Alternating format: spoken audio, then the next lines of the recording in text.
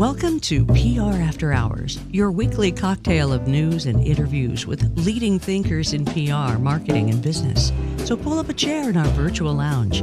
Your host, Alex Greenwood, will be right back after this.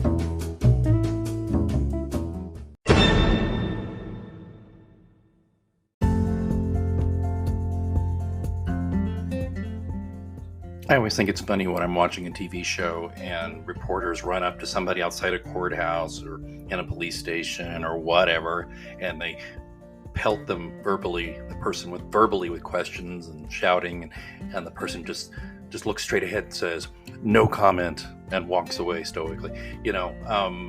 There's probably a lot of people who do that. In fact, I actually heard, I believe, the president's brother say no comment to a question regarding some topical news going on right now. But point being, it's very rarely done, or if it is done, it's a mistake. And I'll tell you why.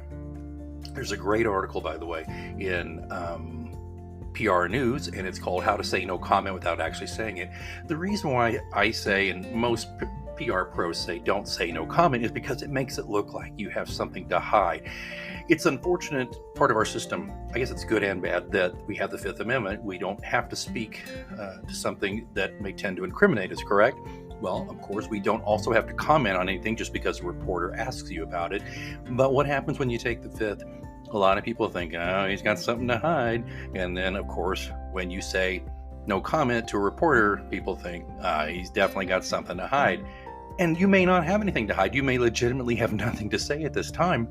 The point is, though, when there's a void of information, people tend to fill it with suspicion. Okay, so looking at this article, there's some great examples here, and I'll put a link in the show notes, of exceptions to the rule of saying no comment, and then some ways to kind of get around no comment without getting yourself in trouble, okay? Now, when a PR pro, a company exec, or celebrity is asked to comment about something she's not seen, what do you think of what John Johnson says about you in this new tell-all book? Well, it's perfectly fine to say, I'm sorry, but the book just came out this morning and I've not read it yet, so I have no comment about its content. Or, can you comment on Bugle.com's story today that says your rival Bill Green has run out of cash and will close his operations? You can respond with, hey, I'm sorry, but I've not seen the Bugle story yet, so I don't have a comment about it.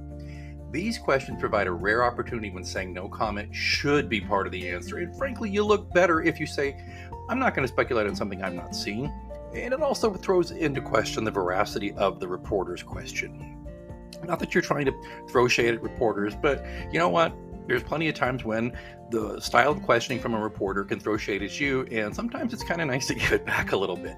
Okay, generally though, savvy PR pros should be able to anticipate, and that's part of what we do, and answer hostile questions in a way that provides a quote for reporters without divulging many details or saying the dreaded no comment. So here's a couple of examples that I really liked. So here's a question. Why does your agency have so much turnover? Well, your answer could be, our turnover is not unusual for this industry. We treat our employees fairly, but if an employee is unhappy here, we don't discourage them from exploring other options. So the scenario is when your company has a PR crisis and reporters want to quote immediately before you're ready to speak. So you could still say, we're still gathering facts and we'll have a statement after we have more details, right? I think that works. That works really well. When an executive or your company is being sued, you could say we don't comment on litigation. Saying we categorically deny the allegations can lead to follow-up questions such as, what about blah, blah. So you want to be careful there. In a scenario when a whistleblower leaks information, saying that they're a disgruntled employee is a poor response. It just looks like the big guy is going after the little guy. So a better answer is, well, we've done nothing wrong. We're looking into the situation and we'll have a reply once our investigation is concluded. Okay, and think about this. We hear these kinds of things a lot. What about if a company's executives are accused of sexual harassment or racial discrimination? We are looking into the situation and we'll have a reply once our investigation is concluded, which is true. And you should have a reply once the investigation is concluded. And if people are in the wrong, I think it's perfectly acceptable to say, we screwed up, that person is no longer with us, or that person is paying the price, When a reporter wants to know the reason for an executive change, the stock answer is, well, Mr. and Mrs. Jones wants to spend more time with family, right? Not even the most gullible reporters or viewers or listeners believe that one, am I right? A better reply is, after considerable deliberation, Mr. Jones concluded that the goals he wanted to pursue when he joined the company have been accomplished. As a result, Mr. Jones has decided that now is the proper time to seek new challenges. Now, reporters may not believe that response either, but it provides a quotable answer, which is what most reporters need to write their story, right? A little caveat on that, though, according to the article.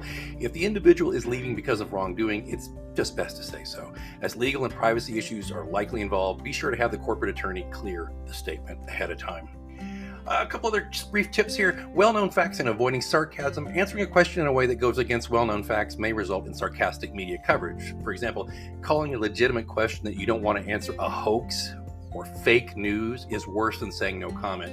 It just results in journalists turning to other sources for information. Instead, try saying, "We think your question is based on rumors that our competitors are spreading, and we'll not dignify it with an answer.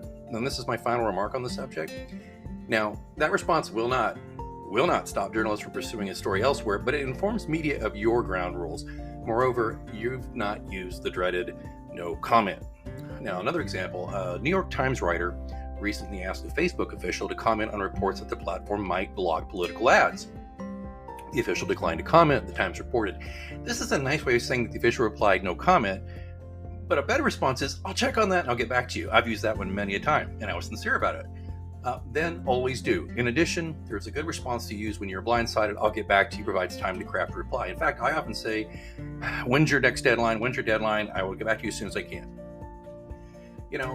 In closing, the article says this, and I totally agree. It's important for you to be known as media friendly and avoid the reputation as a gatekeeper. When management tells you it doesn't want to comment on an issue, tell the journalist, "I checked with management, and at this time there's no info to be released." While sometimes that's reported as a no comment, reporters usually understand that you tried to get an answer. Your relationship with them should stay intact that way.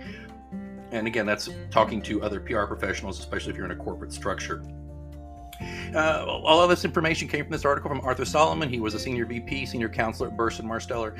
He is on the sole Peace Prize nominating committee these days. Again, I'll put a link in the show notes to the source article, but of course, a lot of these comments were not in the article, they were mine. And I will just tell you that if you think I didn't do a good job on this episode of the podcast and you want me to explain myself, all I can say is no comment.